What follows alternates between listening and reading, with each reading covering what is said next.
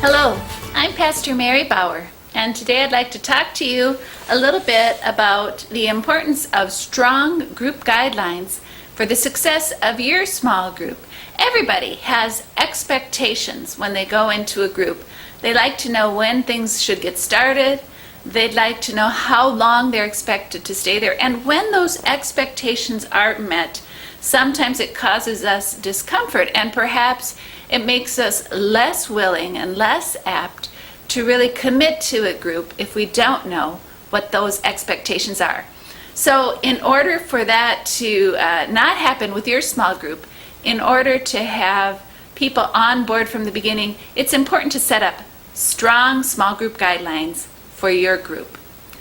In order to help you with this, here at First English, we have put on our website a guideline, a small group guidelines and agreement form that you can go over together at your first meeting so that you are all on the same page.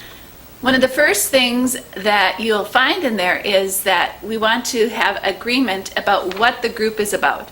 The most important part of this group is that we grow together in becoming spiritually healthy, balancing the Great Commandment and the Great Commission, as we've talked about in other videos. And that means being able to have as part of your group both fellowship and worship, a time and way to love God, and discipleship, learning about God, ministry, serving to others, and evangelism, being able to speak about God to others. So first of all, we look at what is the purpose of our group.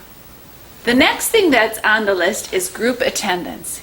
You want to make group attendance a priority for everyone that's there so that people know that they should let others know if they're not going to make it, and you hold the meeting even if there's only going to be one or two people that can make it. It's a priority for everyone.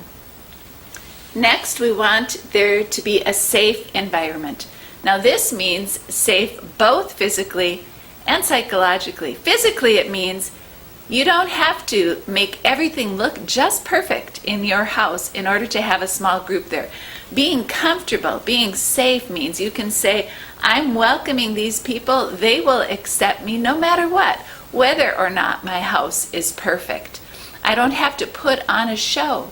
I also don't have to put on a show with what I say. I don't have to think about what I'm supposed to say and say that, but instead I can be honest and not put a mask in front of my face, be honest and forthright with other people. And if one person in your group is willing to share and shares a struggle that they are going through, that they won't immediately be bombarded with answers and possible solutions and quick fixes to their problem, because all that will do is make them less likely to share the next time.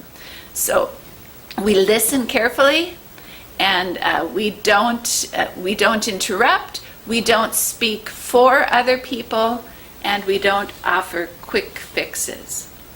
Of course, in order to feel safe, a group has to be confidential. Don't share what's said in the group with people who are not in the group. There are only two exceptions to this rule, and that is if a person says that they are going to harm themselves, or if a person says that they are going to harm someone else.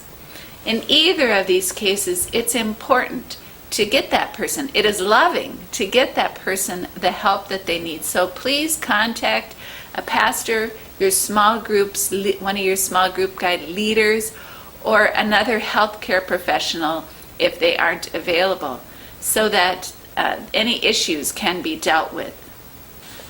Conflict resolution. Jesus gives us some wonderful guidelines for conflict resolution in the New Testament in Matthew 18. And in it, he sets up some steps that we can go through in order to have conflict resolution. There's going to be conflict. You get three people together and there's going to be conflict. So how do we deal with it? We first of all go to the person that we are in conflict with and we tell them how we feel. We tell them how the situation has affected us. if there is still a problem after that, we find another person to go with us to that person, to see if they can't together figure out a way to get over this hurdle. And then the next step would be to get people in the church involved, so that hopefully by working together you'd be able to smooth out those areas of conflict and to proceed as a group in a healthy and helpful way. Now, when you are really comfortable with a group of people, the temptation can be that you want to talk about this situation with the others in the group when that person that you are in conflict with is not there. You really want to avoid doing this and wait until that person is around to bring up these areas of conflict. And if you as a leader find that this is happening in your group, that someone in the group is talking about someone who isn't present, then it's up to you to put a stop to it and just to say, hey, that person isn't here to defend themselves. We really need to wait and discuss this at a different time so that we can all honor one another and that we are none of us worried that the group is talking about us when we aren't there. Next, we want to be able to limit our freedom, and the main thing that this is talking about is in alcohol consumption. Now, we are not going to make a hard and fast rule that you cannot have alcohol in any First English Lutheran Church small group meeting. But we do want you to be aware that there are many people in our society who are dealing with addiction issues, and we do want our small groups to be a safe place for them. So we would never push alcohol on someone who says no thank you the first time. We would never only have alcoholic beverages to offer. We would have something else beside. And we would want at all times for alcohol not to be the center of our group, that our group can get together, enjoy each other, and enjoy the conversation that we have, whether or not alcohol is present. Next, we want to be welcoming to newcomers. That's one of the main points of small groups, is to be able to welcome new people into our communities. So when we do find newcomers, we try to avoid insider language. We try to make them feel as welcome as possible. And next, we want to be conscious of building relationships not only in the time that we're together, but also throughout the week, whether it's texting or whether it's trying to find out what's happening in the lives of the people in your small group, that we support one another not only in our time together, but also in our time apart.